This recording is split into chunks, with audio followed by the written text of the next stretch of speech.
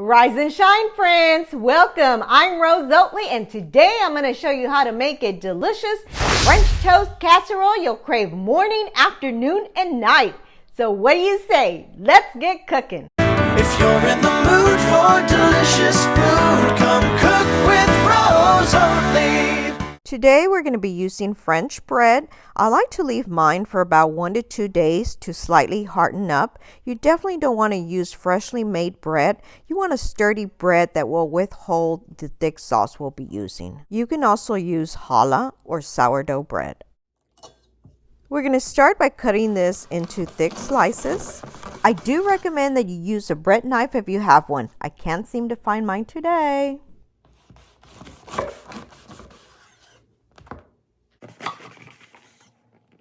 Now that I'm done cutting all my slices, I'm going to take 2 slices at a time, cut them in half lengthwise, and then we're going to start cubing them into cubes like this.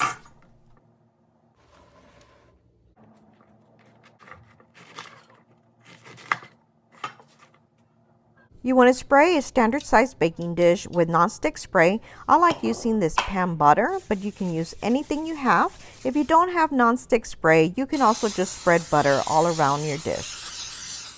Then you want to place all your bread in your baking dish. Let's set it aside for now. In the meantime, preheat your oven to 350 degrees Fahrenheit.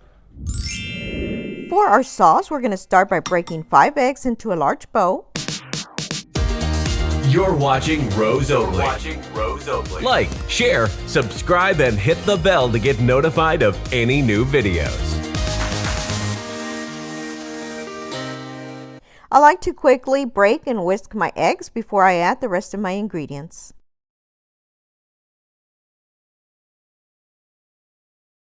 I'm going to add a 3/4 cup of regular granulated sugar. Now I know this may seem like a lot, but last time I added 1/2 cup and I felt like it still needed more sugar. 3/4 always seems to do the trick. I'm also going to add 1/4 cup of light brown sugar, adding a little bit of warmth and sweetness. I feel like you can't have French toast without ground cinnamon, so to this we're going to add 2 teaspoons of ground cinnamon. This is optional, but I do like to add about 1/2 teaspoon of nutmeg. Nutmeg is actually a rich source of antioxidants. It is strong, so you don't need much. I usually just go with about 1/2 teaspoon. Add 1 cup of whole milk and 1 cup of heavy cream. Now, if for some reason you don't have heavy cream, you could just add 2 cups of milk. Or if you have half and half, you could go with 2 cups of half and half. I'm going to give this a quick whisk and combine everything together before I add my next ingredient. Here I have 4 tablespoons of melted unsalted butter that I microwaved for about 45 seconds to melt. Just make sure you whisk simultaneously so you don't wind up with scrambled eggs with the heat of the butter. And in a bit, I'm going to go grab my glove because things may get nasty here. You can call me Rose Oatley if you're nasty. All right. I know it didn't sound very good. There's no one else like Janet Jackson, right? All right, guys. Anyway, we're going to go ahead and pour our mixture into our baking dish here. Give it a toss or mix to ensure that all your bread gets absorbed with the mixture. Just be careful when you toss it, not to get it all mushy. I find that the mixture we make works perfectly with this size of French bread. If you have a smaller bread and you have a lot of liquid left over at the bottom, you can just go ahead and drain any excess.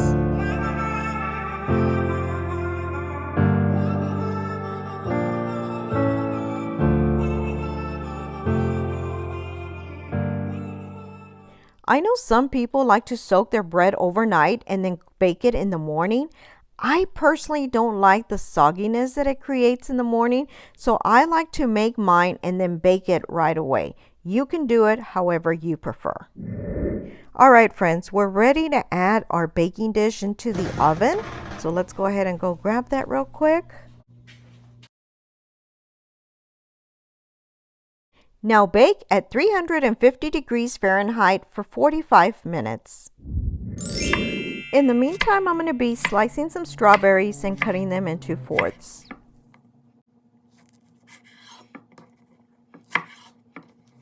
I'm also going to add some raspberries, some blueberries, and some blackberries. Now you could use your favorite berries.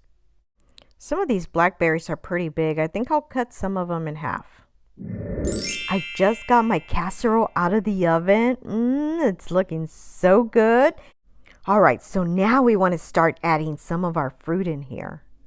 You can add as much or as little as you want. I'm also going to top it off with some powdered sugar. So delicious, but of course this is optional. I did add a little bit of maple syrup, but that was for my pictures. I do recommend that you just let everyone add their own syrup. That way they can add as much as they want. Let's go ahead and cut into these. Today I'm being very generous. And by the way, you'll find all of the ingredients posted in the description section of my video. I like a middle piece, so I'm going to grab me one here. And this is smelling so delicious. I wish you guys could smell this. If you wanted to, you could also add bananas, but I think today I'm only going to stick to berries. But I do want to top mine off with a little bit more powdered sugar. And last, some syrup.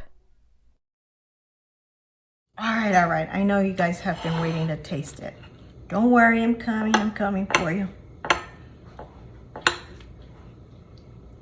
Here you go. Take a bite of that. Oh, sorry.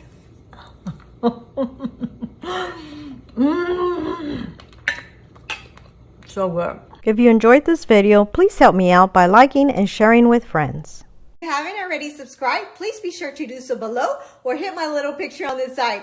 And don't forget to click the bell to get notified of all of my new videos. Be sure to check out these links on this side. Thanks for watching and your support. Share with your friends.